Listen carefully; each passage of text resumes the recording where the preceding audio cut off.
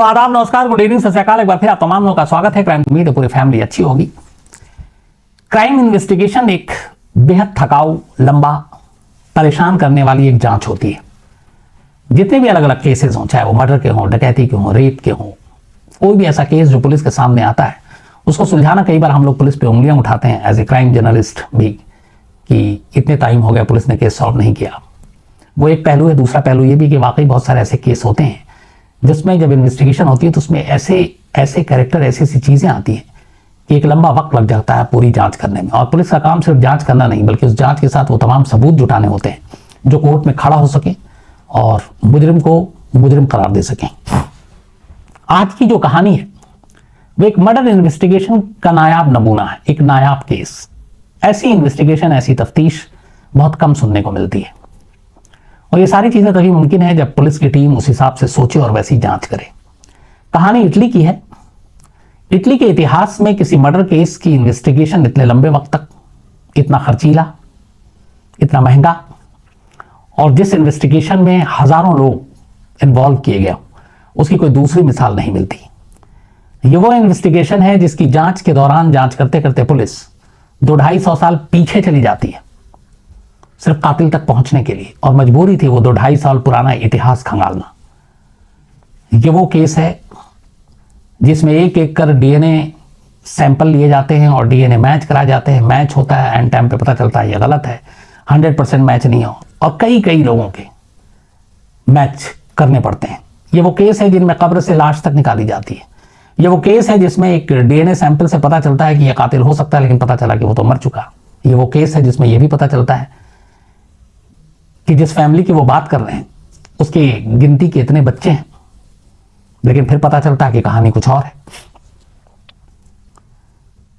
यह कहानी है यारा गैम्बिरासियो की, एक 13 साल की बच्ची की। इस पे शायद कोई अभी नेटफ्लिक्स पे सीरीज भी आई थी या फिल्म आई थी। तो यारा गैम्बिरासियो 13 साल की एक बच्ची, इटली की रहने वाली, और इटली में एक छोटा सा शहर है ब्रेम्बैड दी सुपारा। बहुत छोटा सा, करीब 10-15 हजार की आबादी है इस शहर की। वैसे भी इटली में आबादी बहुत कम है, और इटली वो शायद देश है दुनिया का जहां सबसे ज्यादा बुजुर्ग रहते हैं। और मैं बड़ा लकी हूं, मुझे एक बार इटली जाने का मौका मिला। हमारी कंपनी की वहां पे मीटिंग थी, और मीटिंग के साथ थोड़ा आउटिंग भी हो गई। तो पिज्जा का मीनार और रोम और बाकी सारी चीजें देखी। बेहद खूबसूरत शहर है, बेहद खूबसूरत देश है इटली। तो उसी इटली में ये जो शहर था, ब्रेम्बेड दी सुपारा, यहां पे रहती थी यारा, 13 साल की एक बच्ची, ठीक ठाक परिवार से, स्कूल में पढ़ती थी। साथ में इसको जिम्नास्टिक का शौक था, एक पेशेवर जिम्नास्ट बनना चाहती थी। उसके लिए माँ बाप ने उसको एक ट्रेनिंग सेंटर में डाल रखा था जो उसके घर के करीब था, और वो वहां अक्सर जाया करती थी। 26 नवंबर 2010, 26 नवंबर 2010 की बात है ये। रोज की तरह शाम को यारा अपने उसी सेंटर में जाती है, करीब 5:15 बजे, जिम्नास्टिक ट्रेनिंग सेंटर में। और इसका रूटीन था कि 7 बजे तक ये घर वापस आ जाती थी। लेकिन उस रोज, यानी 26 नवंबर 2010, ये घर से जाती तो टाइम पर है, लेकिन वापस नहीं आती। 7 बजे तक घर लौटना था, लौटती नहीं है। माँ बाप बहुत अलर्ट थे। 7:10 तक जब वो नहीं लौटी तो यारा के फादर ने जिम्नास्टिक ट्रेनिंग सेंटर में फोन किया और पूछा कि वो कहाँ है। उन्होंने कहा कि वो तो यहां पे है नहीं, निकल चुकी है। इस दौरान में यारा का मोबाइल स्विच ऑफ, और जब भी कॉल करते वो सीधे वॉइस मेल पे चला जाता। अब घर वालों को पर अजीब लगा कि कभी ऐसा होता नहीं है। उधर सेंटर में बताया, जिम्नास्टिक सेंटर में, कि वो निकल चुकी है। उन्हें डाउट हुआ। अब सीधे उठाकर 7:15 के आसपास यारा के घर वालों ने पुलिस को फोन कर दिया और कहा कि ऐसे ऐसे उनकी 13 साल की बच्ची न घर पे है, न जिम्नास्टिक सेंटर में है, और गायब है। पुलिस भी फौरन वहां पे अलर्ट। छोटा सा शहर, और इस तरह के क्राइम कभी होते नहीं है। तो पुलिस की जो टीम थी वहां पे, उसको लीड कर रही थी एक 45 ईयर लेडी फीमेल अफसर पुलिस की, जिनका नाम था लेटिजिया रुगेरी। रुगेरी एक तेज तरार अफसर मानी जाती थी। खबर मिलते ही वो फौरन घर पहुंचती हैं, यारा के माँ बाप से पूछताछ करती हैं। उसके बाद अपनी टीम को लेकर वो जिम्नास्टिक सेंटर पहुंचती हैं। जिम्नास्टिक सेंटर जाने के बाद तमाम लोगों से पूछती हैं। सबसे पहले सेंटर के ओनर से बात करती हैं, ट्रेनर से बात करती हैं, बट उन बातचीत से कोई पता नहीं चलता। हालांकि कुछ लोग ये भी कहते हैं कि उन्होंने यारा को एक लाल रंग की गाड़ी में देखा था, 2 लोग उस गाड़ी में थे, लेकिन उस गाड़ी का भी कोई सुराग नहीं मिलता। अब इसके बाद रुगैरी स्पॉट पर खोजी कुत्तों को बुला लेती हैं जो सूंघ का कुछ पता लगा सके। खोजी कुत्ता आता है सेंटर तक, सेंटर में जहां पे उस दिन यारा आई थी उस जगह पे कुत्ता कुछ सूंघता है और फिर वहां से निकल पड़ता है। लेकिन अब इसके बाद वो यारा के घर की तरफ नहीं जा रहा बल्कि वो दूसरे रास्ते पे मुड़ जाता है। और ये जो रास्ता था ये एक और गांव वहां पे था जिसका नाम था मापैलो। तो कुत्ता मापैलो की तरफ जाता है और फिर वहीं पे एक जगह जाकर रुक जाता है। इसके आगे शायद उससे कोई सुराग नहीं मिलता। इत्तेफाक से जब पुलिस ने मोबाइल जो यारा का था उसका आखिरी लोकेशन देखा वो भी मापैलो था, यानी कि कुत्ता बिल्कुल सही जगह पहुंचा था। और शाम 6:49 पे उसका मोबाइल स्विच ऑफ हो गया था और 6:49 पे लास्ट लोकेशन मापैलो था। अब पुलिस को लगा कि यहीं पे कोई सुराग मिलेगा। मापैलो में उसने तफ्तीश शुरू की। एक छोटा सा इलाका। सबसे पहले उसने क्या कि मापैलो में 6:50 के आसपास कितने मोबाइल एक्टिव थे। पता चला कि 15,000 मोबाइल को एक एक करके उन्होंने जांचना शुरू किया कि इनमें कौन सस्पेक्ट हो सकता है कौन नहीं हो सकता है। 15,000 मोबाइल को खंगाला गया। खंगालने के बाद एक मोबाइल पे थोड़ा सा डाउट हुआ। पता चला ये मोबाइल का जो मालिक है वो एक मोरक्कन सिटीजन है, मोरक्को का रहने वाला है। उसका नाम है मोहम्मद फिक्री। मोहम्मद फिक्री उस इलाके में उस वक्त पाया जाना पुलिस के लिए अजीब था क्योंकि वो इस जगह का रहने वाला भी नहीं था। पुलिस को डाउट हुआ। पुलिस ने अब उसके फोन के वायर टेप को निकलवाया और वायर टेप में उसकी कुछ रिकॉर्डिंग सुनी, उस वक्त की बातचीत की। एक जगह पे वो कह रहा था कि ऊपर वाला मुझे माफ करे लेकिन मैंने उस लड़की को नहीं मारा है। ये उसकी बातचीत थी, किसी से वो बात कर रहा था। अब ये लाइन पुलिस के लिए बड़ी अजीब थी। रुगैरो को लगा कि इस लाइन का मतलब क्या क्या, इसने यारा को मार डाला और ये कह रहा है कि उसने नहीं मारा। अगर उसने नहीं मारा तो किसने मारा। इतना काफी था। इस मोबाइल की बातचीत को सुनने के बाद पुलिस मोहम्मद फिक्री को उठा लेती है। उठाने के बाद उससे पूछताछ करती है। फिर उसके बाद उसकी तलाशी ली जाती है। उसका एक वैन था, उस वैन को भी पुलिस अपने कब्जे में लेती है। उस वैन में एक गद्दा था, उस गद्दे पे कुछ ब्लड के निशान मिलते हैं। पुलिस को लगता है केस सुलझ गया, लेकिन बाद में पता चलता है कि वो ब्लड सैंपल किसी और का है। और फिक्री से जितनी पूछताछ होती है तो पता चला कि वो उस वक्त तो वहां था लेकिन कई और विटनेस थे जिन्होंने देखा कि वो वहीं था और कहीं नहीं गया था। तो जितने भी सबूत थे वो फिक्री को बेकसूर साबित कर रहे थे और मजबूरी थी पुलिस की। वहां पे भी ऐसा नहीं है कि अपने जैसे बहुत सारे होते हैं कि केस को सुलझाना किसी को भी अंदर कर दो, तो ऐसा किया नहीं इटली की पुलिस ने। और कोई सबूत जब नहीं मिला, कोई भी लिंक नहीं जुड़ा, तो उन्होंने फिक्री को छोड़ दिया, घर जाने दिया। अब इस दौरान में ये केस इटली में हेडलाइंस में आ चुकी थी। एक 13 साल की बच्ची गायब, मिल नहीं रही है। धीरे धीरे वक्त बीत रहा है। उसके तमाम फोटोज टीवी पे, अखबारों में, सब जगह चल रहे हैं। प्यारी सी बच्ची, उसको लेके एक मुहिम सी भी शुरू हो गई, लेकिन कोई फायदा नहीं हुआ। 3 महीने बीत गए। 3 महीने तक यारा की कोई खबर नहीं मिली। 3 महीने के बाद, चूंकि 26 नवंबर की बात थी, फरवरी का महीना आ गया। इसी यारा के शहर से करीब 10 किलोमीटर की दूरी पर एक दूसरा छोटा सा शहर या कस्बा है जिसका नाम है विग्नोलो दा इसोला। विग्नोलो दा इसोला में एक शख्स रिमोट कंट्रोल वाला प्लेन उड़ा रहा था, छोटा सा। और जब वो प्लेन उड़ा रहा था तो बिल्कुल जब वो नीचे आया तो वहां पे झाड़ियां भी थी, बड़ा सा मैदान था। उसने देखा कि उस झाड़ी में कुछ जूते नजर आ रहे हैं और एक कोई इंसान पड़ा हुआ दिख रहा है। वो प्लेन को नीचे लाता है, जाकर झाड़ी के पास देखता है एक लड़की की लाश पड़ी है। वो फौरन पुलिस को खबर देता है। पुलिस मौके पे पहुंचती है। जब मौके पर पहुंचती है तो देखती है कि वहां पे एक लड़की की लाश है। लाश लगभग सड़नी शुरू हो चुकी थी। लाश के पास कपड़े थे, आईपॉड था, घर की चाबियां थी, सिम कार्ड थे, मोबाइल की बैटरी थी, लेकिन मोबाइल नहीं था। थोड़ी देर के बाद लाश यारा के घर वालों को दिखाई जाती है और वो शिनाख्त कर लेते हैं। ये सारे सामान यारा के ही थे। यारा का कत्ल हो चुका था। उसके पूरे जिस्म पर अनगिनत चोट के निशान थे, स्टैबिंग के निशान थे, चाकू के। लाश को पोस्टमार्टम के लिए भेजा जाता है। पोस्टमार्टम से पता चलता है कि उसके साथ रेप नहीं हुआ, लेकिन उसे बुरी तरह मारा गया और उस घाव की वजह से उसने दम तोड़ दिया। उसकी लाश के साथ डॉक्टरों को यारा की सांस की नली में एक लाइम मिट्टी के कुछ अंश भी मिलते हैं। लाइम मिट्टी आमतौर पर ये जो बिल्डिंग मटेरियल होता है उसमें इस्तेमाल किया जाता है। तो पुलिस को यह अंदाजा हुआ कि शायद इसमें कोई ऐसा शख्स कातिल हो जो बिल्डिंग मटेरियल का काम करता हो, बिल्डर हो, मजदूर हो। फॉरेंसिक की टीम का यही मानना था।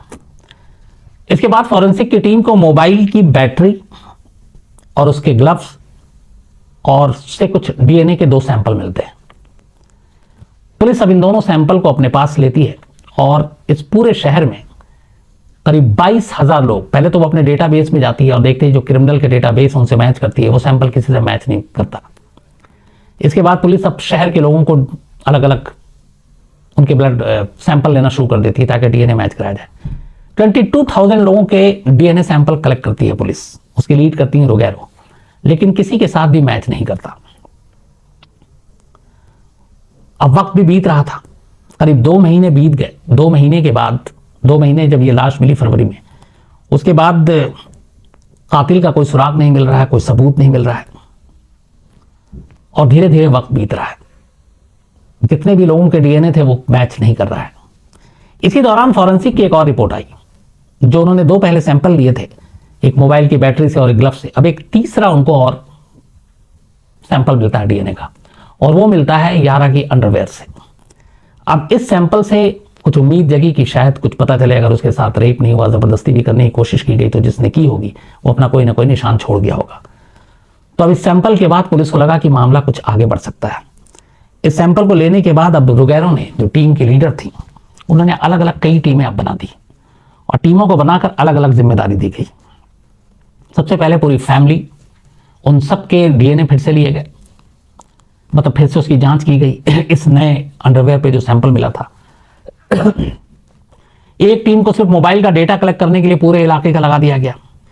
इसके अलावा उस दिन जो लोग मोबाइल का फोन का इस्तेमाल करने नहीं कर रहे थे और पहले लगातार उनका एवरेज था क्या क्या करना, ऐसे लोगों का भी पता लगाने के लिए कर दिया गया। कितने मोबाइल स्विच ऑफ थे ये भी पता लगाने के लिए कहा गया ताकि उससे कोई सबूत मिले, लेकिन कोई फायदा नहीं, कोई भी जांच आगे नहीं बढ़ रही थी।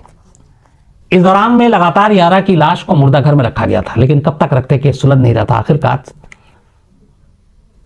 मई 2011 में, मतलब नवंबर में डेथ हुई थी, 3 महीने बाद फरवरी में लाश मिली और 2 महीने तक मॉर्चरी में रही।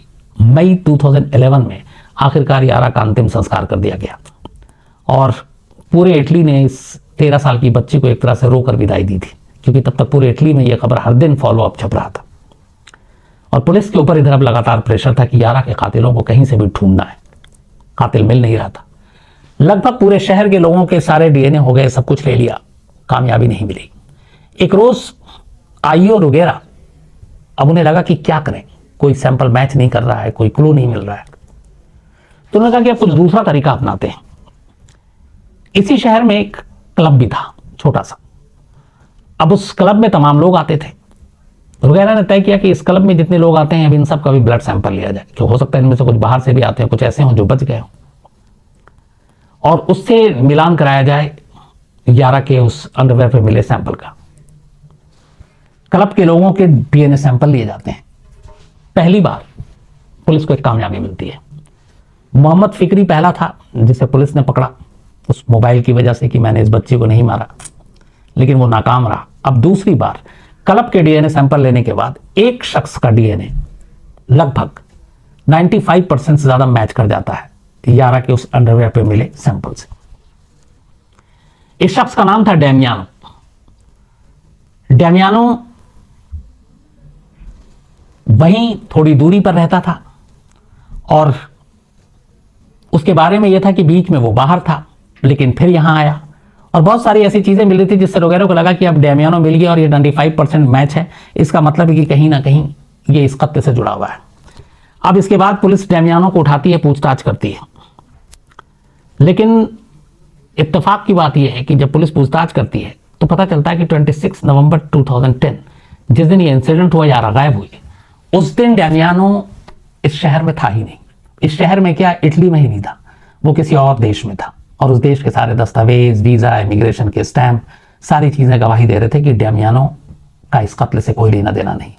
मजबूरन पुलिस को पूछताछ के बाद डेमियानो को छोड़ना पड़ा, लेकिन अब यहां से पुलिस को एक क्लू मिला। पहली बार ऐसा था कि 95% डीएनए मैच कर रहा था, तो इसका मतलब है डेमियानो ना सही, उसका कोई क्लोज रिश्तेदार, क्योंकि डीएनए फैमिली के बड़े मिलते जुलते हुए। तो अगर डेमियानो का ना मिला तो इसकी फैमिली का जरूर किसी ना किसी से मिल सकता है। पुलिस को एक उम्मीद बंधी। इसके बाद पुलिस ने अब डेमियानो के फैमिली के बारे में पता करना शुरू किया। डेमियानो की मां तक पुलिस पहुंची। पता चला कि डेमियानो की जो मां है, यहां पे एक नई कहानी सामने आई। वो करीब 10 साल तक यारा के घर पे घरेलू नौकर के तौर पर काम कर चुकी थी। फिर उसने नौकरी छोड़ दी और अब पुलिस को लगा कि ये पहला लिंक है जहां एक 95% मैच कर रहा है। दूसरा, अब उसकी मां का लिंक निकल आया कि वो यारा के घर पे काम कर चुकी है। पुलिस ने इन दोनों के फोन को गुपचुप तरीके से टैप करना शुरू कर दिया। कई कई हफ्ते इन्होंने फोन सुने, लेकिन दोनों के बीच में ऐसी कोई बातचीत नहीं हुई जो पुलिस के कान खड़े करती। नॉर्मल बात, और उसके बाद उनकी बातचीत से ये भी लगा कि शायद इनका कोई लेना देना नहीं है, ना उसकी मां का, डेमियानो तो था ही नहीं। अब पुलिस ने कहा कि और कौन हो सकता है, क्योंकि अभी तक वो फैमिली के इर्द गिर्द है, क्योंकि डीएनए सैंपल 95% मैच कर चुका और कोई ना कोई रिश्तेदार हो सकता है। सबसे ज्यादा पॉसिबिलिटी इसी की थी। इस चक्कर में रुगैरो ने तय किया कि वो डेमियानो, उसकी मां के, उसके पति, उसके पिता, उसके पुराने पूर्वज, इन सब के कुंडली खंगालेगी, पूरी फैमिली ट्री निकालेगी। और इस चक्कर में ढूंढते ढूंढते 2010 से वो पुराने 1716 तक पहुंच गई। वो पुलिस लेडी रुगैरो 1716 तक की पूरे खानदान की कुंडली खंगाल दी, डेमियानो और उसकी मां और उसके पूरे खानदान की।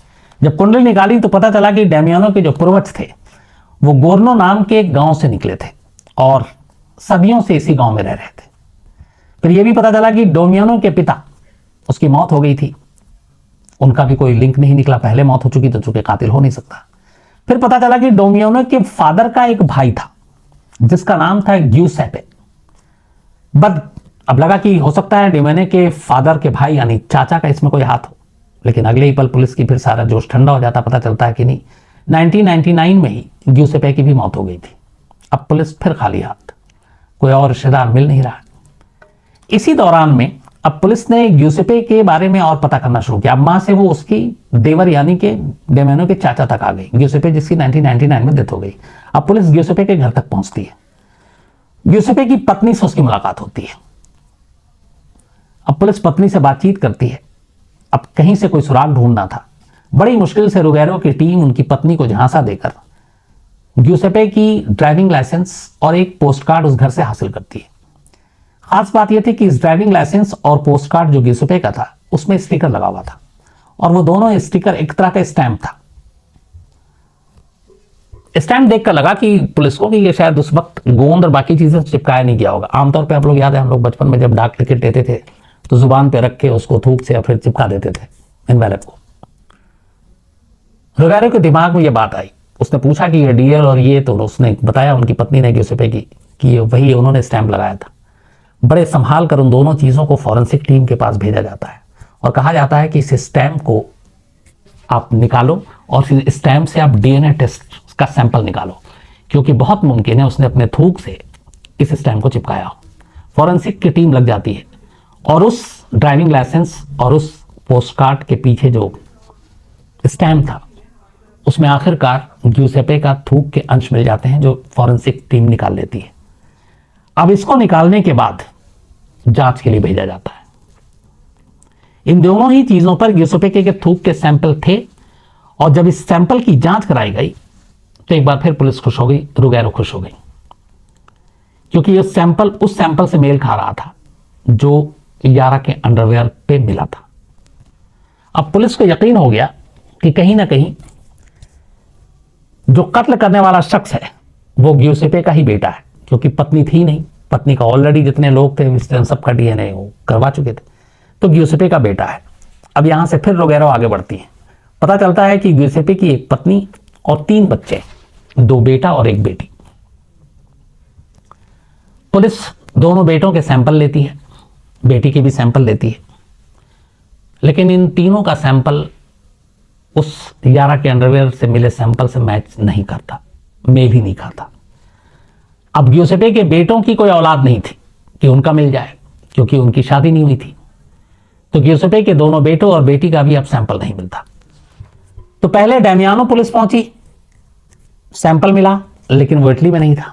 डेमियानो की मां के पास पहुंची, कोई फायदा नहीं हुआ, वो जो घर पे काम कर चुकी थी।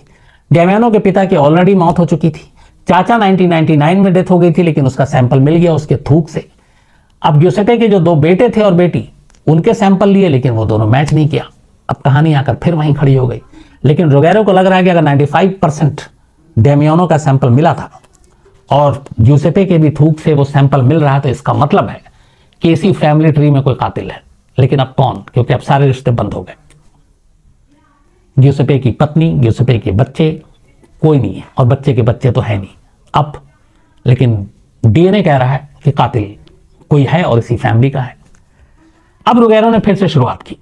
उसने कहा कि अब ग्यूसेपे के बारे में जानकारी हासिल करो, इसकी कुंडली खंगालो कि ये कहां क्या कैसे करता था। मुश्किल काम था, लेकिन रोगेरो ने हिम्मत नहीं हारी। उसने कहा कि इसकी पूरी जिंदगी की कहानी निकालो। अब पुलिस की टीम लग गई ग्यूसेपे के ऊपर।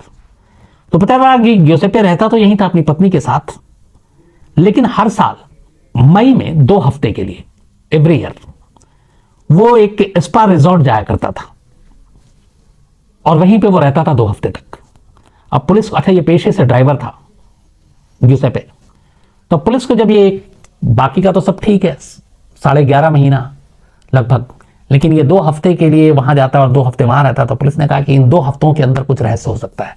अब पुलिस ने पता किया कि वहां जाके क्या करता है, किससे रहता है, किन किन से मिलता है, खासतौर पर कितनी महिलाओं के साथ इसके रिश्ते हैं। अब पुलिस की टीम इसके पीछे लगा दी जाती है कि इसकी उस स्पा रिजॉर्ट में जाकर इसके दोस्तों, इसकी फीमेल फ्रेंड्स के बारे में खंगालो। अच्छा, इस दौरान अब पुलिस को यह भी था कि है तो कातिल फैमिली ट्री से, लेकिन सिर्फ थूक के इस बिना पर कल को कोर्ट में किसी को पकड़ के पेश करते हैं तो अदालत भी शायद कहे कि इसके बिना पे नहीं होगा, तो पूरा पुख्ता चाहिए था डीएनए सबूत। फिर पुलिस, रोगेरो की टीम अदालत जाती है, अदालत से परमिशन लेती है और ग्यूसेपे की कब्र की खुदाई करती है और उसकी लाश से फिर वो डीएनए के सैंपल लेती है।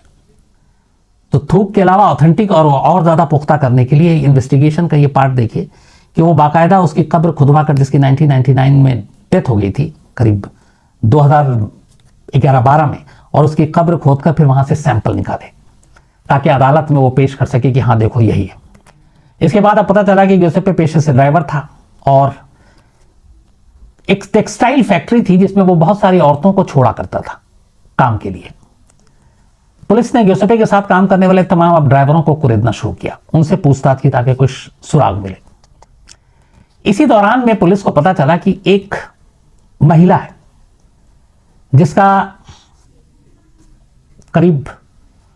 जिसके साथ इसकी अच्छी खासी दोस्ती थी और उसकी 19 साल की उस उम्र में ही उस महिला की शादी हो गई, लेकिन वो पति के साथ खुश नहीं थी, वो भी फैक्ट्री में काम करती थी और उस महिला का नाम था ईस्टर अर्जुफ्फी। कहा गया कि सबसे ज्यादा जब जो महिलाओं को वो टेक्सटाइल फैक्ट्री में छोड़ा करता था ग्यूसेपे, तो इस महिला से सबसे ज्यादा बात किया करता था और शायद वही उसकी करीबी दोस्त थी, जितने ट्रक ड्राइवर और बाकी विटनेस ने बताया। अब यहां ग्यूसेपे के बाद एक नया कैरेक्टर आ गया, ईस्टर का, वो महिला जिससे के साथ उसकी दोस्ती थी। अब पुलिस ने ईस्टर को ढूंढना शुरू किया तो पता चला कि ईस्टर ने तो वो इलाका कपड़ा छोड़ दिया और वो चली गई है, और फिर पता चला कि वो किसी दूसरे शहर में है और वहां रहती है। अब पुलिस उस शहर तक पहुंचती है, उस फैक्ट्री, मजदूर, ओनर सबसे लेकर पता करने के बाद तो पुलिस को ईस्टर मिलती है। पता चला कि ईस्टर ने 1970 में एक जुड़वा बच्चों को जन्म दिया था। वो जुड़वा बच्चे दोनों बड़े हो गए थे, इसमें एक बेटी थी और एक बेटा था 1970 में, और करीब 2013-14 की बात है जब ये पुलिस की अभी केस इन्वेस्टिगेशन चल रहा है।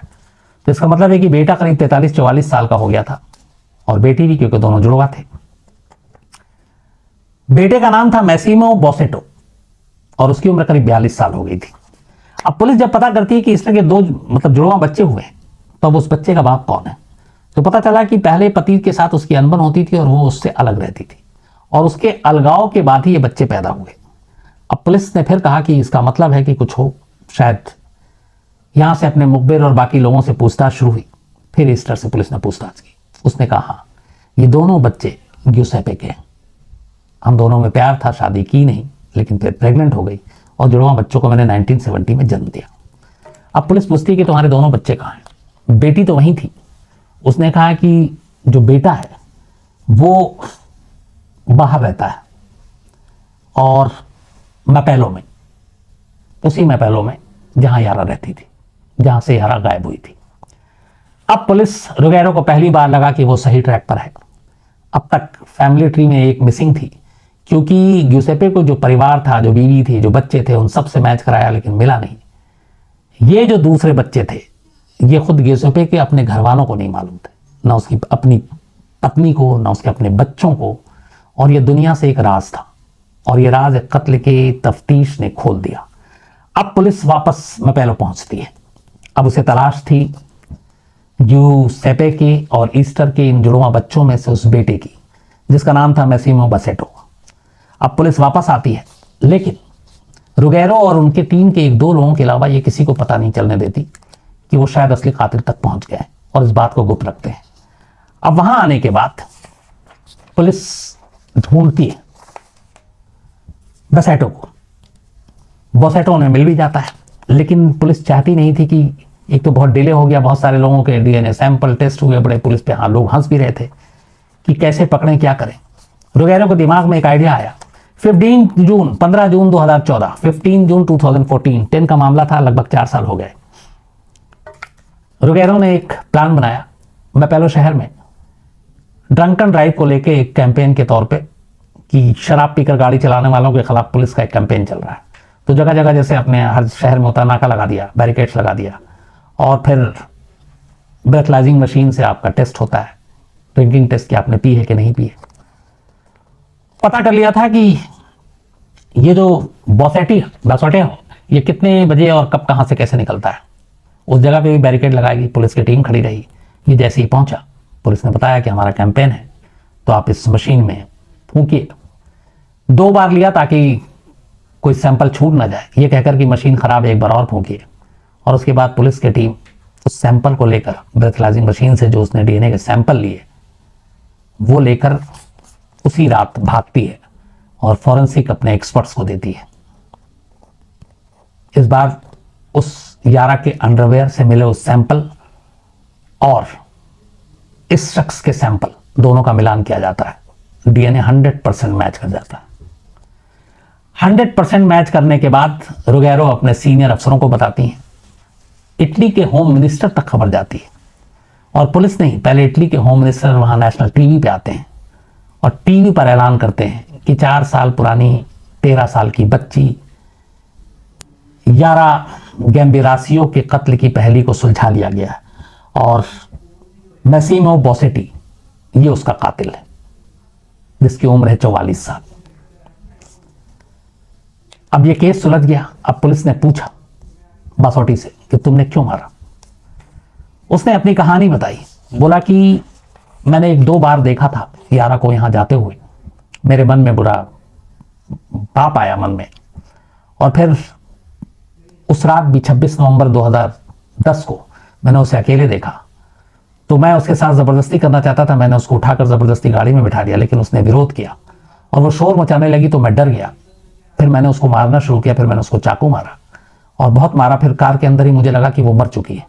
फिर मैं वहां से 10 मील दूर गया और वहां जाकर जंगल में मैंने उसकी झाड़ी के बीच में फेंक दिया, मुर्दा समझकर, हालांकि तब तक वो जिंदा थी। और फिर मैं वहां से भाग आया। लेकिन मैं जब उसको मार रहा था और मारने से लेकर जंगल तक जाने के दौरान मैंने अपना मोबाइल फोन स्विच ऑफ कर दिया, बैटरी बाहर निकाल दी और फिर वापस आया। अगले दिन सुबह मैंने डाला, और यही वजह है कि उस रात जो 15,000 फोन एक्टिव थे, उनमें से 15,001वां फोन यानी इस शख्स का फोन एक्टिव नहीं था, क्योंकि इसने फोन को बंद कर रखा था, और इसीलिए लोकेशन पुलिस नहीं पता कर पाई। तो इस वजह से उसने कहा कि न वो पकड़ा गया, और उसे लगा था कि वो मर गई और इसलिए वो फेंक कर आया, जबकि वो जिंदा थी। इटली के इतिहास में यह अब तक का सबसे एक चर्चित, सबसे खर्चीला और एक ऐसा केस जिसमें 1700 तक में पुलिस को जाना पड़ा, और एक पुलिस अफसर जिसने आखिरी तक हार नहीं मानी, रुगेरो। ये उनकी जहनियत, उनकी काबिलियत, बेहतरीन इन्वेस्टिगेशन का एक नायाब नमूना और केस है। मुझे लगता है जिसको हर पुलिस डिपार्टमेंट में ऐसे इन केसों के बारे में स्टडी होनी चाहिए, उनको बताना चाहिए, पढ़ाना चाहिए, क्योंकि आप कब कहाँ कौन से सुराग को आप मिस कर रहे हैं। और क्राइम इन्वेस्टिगेशन में छोटी से छोटी चीजें भी बहुत बड़ी हो जाती हैं कई मोड़ पर आकर। ये उसका बेस्ट एग्जाम्पल था। इस केस को सुलझाने के बाद रुगेरो की इटली में बहुत तारीफ हुई। बहुत सारे लोगों ने तो हाथ ही खड़े कर लिए थे कि शायद अब नहीं होगा, लेकिन उन्होंने अपने बलबूते पे इस केस को साबित किया, सुलझाकर, और दिखाया कि अगर सही तरीके से जांच की जाए तो कैसे केस सुलझ सकता है।